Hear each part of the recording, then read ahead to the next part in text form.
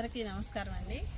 ఈరోజు మనం చిలకలూరుపేట మండలం దండమూడి గ్రామంలో కనపర్తి సుబ్బారావు గారి పొలంలో ఉన్నాము. వారు చాలా చక్కగా 1 ఎకరా పొలంలో మంచిగా అన్ని రకాల పంటలు పండిస్తున్నారు.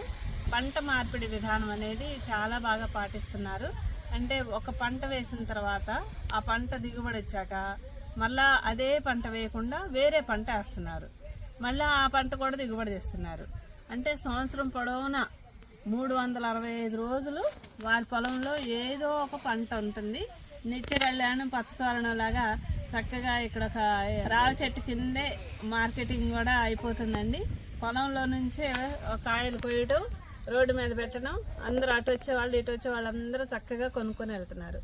వీరి ప్రత్యేకత ఏంటంటే అస్సలు ఏ విధమైన రసాయనిక ఎరువులు కానీ రసాయనిక పురుగు మందులు కానీ ఏమీ ఉపయోగించకుండా కేవలం